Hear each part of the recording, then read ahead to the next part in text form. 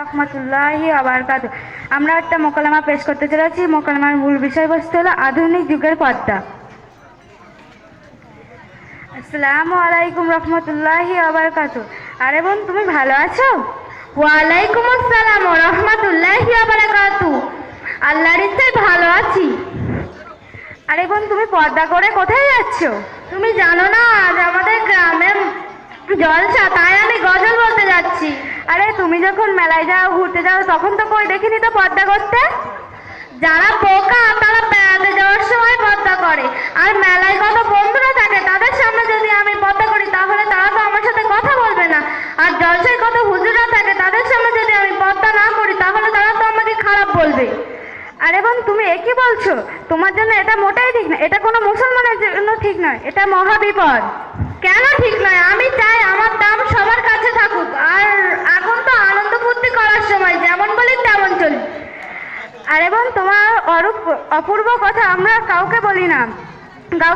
তুমি তোমার নিজের বাপের কথা নিজেই টেনে আনছো। আর আল্লাহ আমাদের প্রত্যেক নারীদের উপর পর্দা ফরজ করেছে।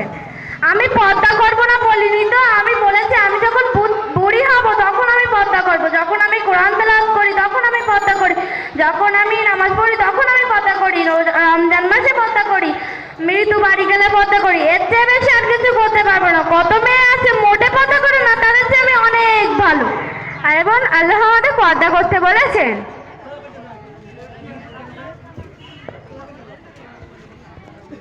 আমি পর্দা করব না বলিনি।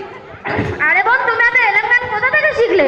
কেন তুমি জানো না আমাদের কাজিয়াটি গড়ে উঠেছে মুফতি আব্দুল মাতিদ সাহেব এবং কাজিয়াটি গ্রামবৃন্দর প্রচেষ্টায় গড়ে উঠেছে কাজিয়াটি আমিনিয়া সিদ্দিকা মডেল স্কুল। আমি সেখানকার শিক্ষকদের কাছে শিখেছি। আর তুমি আসলে তুমি অনেক কিছু শিখতে পারবে। না না, আমার এখন মাদ্রাসায় যাওয়ার সময় নেই, সামনে অনেক সময় আছে। যখন আমি বুড়ি হব তখন আমি মাদ্রাসায় যাব, নামাজ পড়বো, কোরআন তেলাওয়াত করবো, রোজা করবো। এখন আমার সময় নেই। আরে বোন, আল্লাহ আমাদের পর্দা করতে বলেছেন, বড় গাছে নয় ছোট গাছে দিতে হয়। আচ্ছা বোন, তোমার আমার এত এলেম জ্ঞান দেওয়ার দরকার কি? আরে বোন, তোমাকে আমি যদি একটা দোকানে নিয়ে গেলাম, একটা ছেঁড়া লজেন্স নিচে পড়ে আছে আর ভালো লজেন্স কোথায় আছে, তুমি কোন লজেন্সটা নেবে? কেন কৌটোর লজেন্সটা নেবো? কারণ কৌটোর লজেন্সটা অনেক সুন্দর, আর বাইরে যে লজেন্সটা পড়ে আছে সেটা অনেকদিন ধরে নোংরা আবর্জনা মশা মাছিতে ভরে গিয়েছে। আর কৌটোর লজেন্সটা অনেক সুন্দর, কৌটোর লজেন্সটা আমি অনেকদিন ধরে ব্যবহার করতে পারবো। তোমার ঠিক এরকমই হবে, লজেন্সের মতো। তোমার পর্দা, সম্মান ও নিরাপত্তা। আরে বোন, এখনকার মা বোনেরা কি এটা জানে না? হ্যাঁ, অনেকে জানে আবার অনেকে জানে না। এখনকার মা বোনেরা ইচ্ছা করে পর্দা করে না। পর্দা না করলে প্রথমে তার বাবা জাহান্নামে যাবে, দ্বিতীয় তার বড় ছেলে জাহান্নামে যাবে, তৃতীয় তার স্বামী জাহান্নামে যাবে, তৃতীয় তার বড় ছেলে জাহান্নামে যাবে। আচ্ছা বোন, তুমি এতগুলো মানুষকে ভালোবাসো না? তুমি তোমার বড় ভাইকে ভালোবাসো, তুমি তোমার স্বামীকে ভালোবাসো না?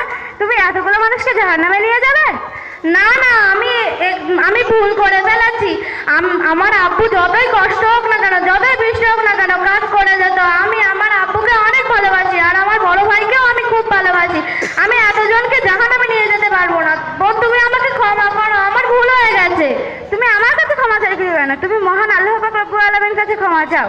আমি তো ক্ষমা চাইতে পারি না, তুমি একটু আমাকে ক্ষমা চাওয়া শিখিয়ে দেবে? ঠিক আছে, তাহলে বলো আমার সঙ্গে, হে আল্লাহ, হে আল্লাহ, হে আল্লাহ, হে আল্লাহ, আমাদেরকে ক্ষমা করো, আমাদেরকে ক্ষমা করো, আমাদেরকে এই জীব জগতের বস্তি দান করো, আমাদেরকে এই জীব জগতের বস্তি দান করো, আমাদেরকে মা ফাতেমার মতো ধৈর্যশীল পদ্মাশীল করো, ধৈর্যশীল পদ্মাশীল করো।